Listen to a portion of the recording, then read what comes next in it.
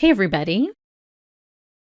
In this month's Hero Arts kit video, I'm going to be showing you a watercolor pour method for a galaxy background. Now I am using my glass mat to help me achieve the pour. You'll want to get that good and wet, and then wet both sides of the paper and put it in that water on your glass mat. By the way, I do have a coupon code for these mats. I'll put it up on the screen. I love mine. It's also magnetic. In the magnets, you can do all kinds of fun stuff with on this mat. So the reason that you want to use glass is that is going to keep the watercolor paper as wet as possible for the duration of this pour. And that is really important, as you will see shortly. So on that saturated piece of paper, you're going to drop the Hero Arts liquid watercolor, and then just tip that paper and move it around. You can get a little extra off at the edges.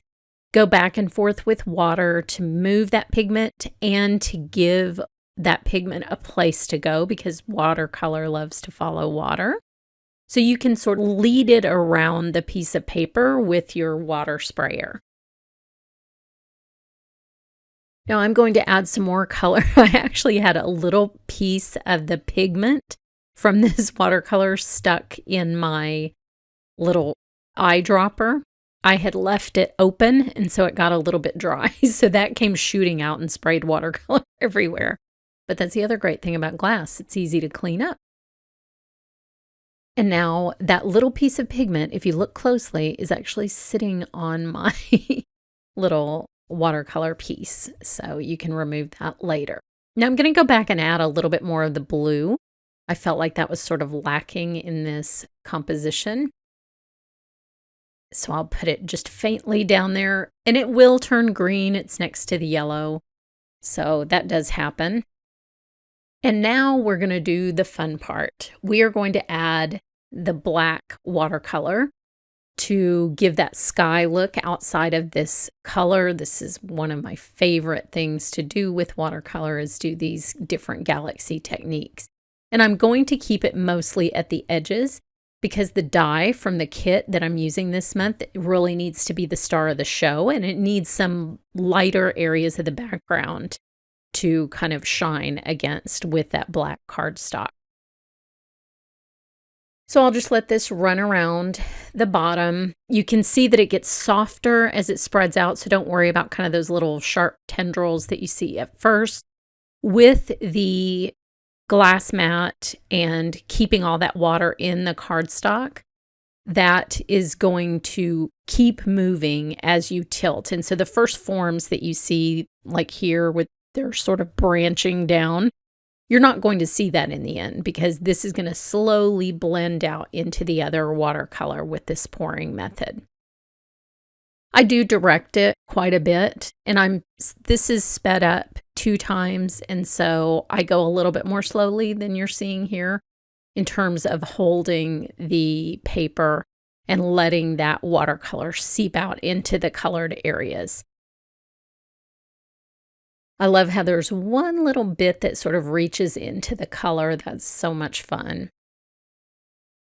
Now, do keep in mind, though, that these very vibrant, beautiful watercolors, all watercolor, will fade as it dries. And so be very bold with your color, because it's going to be a lot paler when it's dry, as you'll see in just a second. I love the way that looks. That really looks like a night sky. Okay, so we're going to prepare a second one. And this one, something really fun happened. This is one of the things about watercolor pouring. You get some really unexpected results. And I got this result that made it look like a cloud was going across the moon. So, of course, while I was filming this, I had no idea this was going to happen. So it was a pretty happy accident. But it's wonderful. So no two will come out the same. So I say, if you're going to sit down with some watercolor paper and your watercolors, just do a bunch of them. They're all going to be different, and you'll be able to cut them in half to use them on an A2 card. You could use them on a slimline card or a mini slimline card, and each piece will be completely different. This is 5x7. cold press watercolor paper, which is what I work on most of the time. It's perfect for a card making size. So same thing, I'm going to lead the horse to water, or lead the watercolor to water, by spraying around to force the watercolor to come towards me. And I just dip off the excess at the edges just to keep from kind of having a bunch of hard edges all over it. So that's why I keep a paper towel there. Now I will add a little bit of blue. This one, I think I'm doing a little bit better job of sort of keeping those colors separate. One of the things that will happen is mixing when you're doing pouring with watercolor. Because the paper is so wet and it's constantly traveling as it's drying, it's still traveling around. You will see a lot of mixing, but I managed to keep them pretty separate here. The key is to kind of calm yourself down when you're putting the pigments on. So if you add them just a little bit at a time and work real directly with those on the water, you can have more distinct areas of color like I'm getting on this second one, and I do like that. So this time, just for something different, I added a little bit of the purple. And this is where the magic starts to occur. So I will try to get a little bit more color down that side, and you'll see what happens. This is super duper fun. Now, whenever I get like a little river like that, you can just tip the paper up and have it run back towards the center of the paper if you want to, instead of dabbing that off on a paper towel. I do both, so you do whatever makes you happy.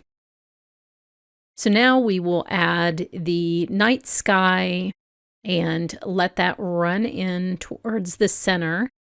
And you're about to see something really cool. The suspense is killing me. But you can see even on the bottom where that magenta is running into kind of that orangier red color, that's just going to keep moving and things are going to keep happening as long as you're adding pigment and water to the surface. So now we'll do the other side and you'll start to see the scenic thing happen. But look how easily that runs. And it really is just finding a balance of the right amount of water and pigment. I play with this a lot. I can't tell you that it's repeatable because it's really not. It's going to be different every time, depending on your water. But just keep playing with it. It's a really, really, really fun technique. So here is where it turns into like a landscape scene. So on the top, which will soon be the left, it looks like maybe a pine tree of some kind, and then a moon, almost a perfectly round moon. And the trees are sort of extending out into it. And I cannot believe what a happy accident. And then the red looks like a lake, and it sort of looks like there are more trees and maybe a little mountain over on the right. So much fun.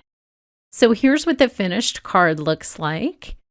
And now I have some very exciting news about an upcoming collage workshop where you will be doing both art collage and magazine collage. We're going to have a ton of fun. There are 8 classes. So be sure and click the link in the description to my blog post or up here on the screen so that you can be notified when registration is open for an 8-class collage workshop that I think you will just love. All of the class details and what you will learn are described in today's blog post. So head over to my blog for more information, and thanks so much for watching.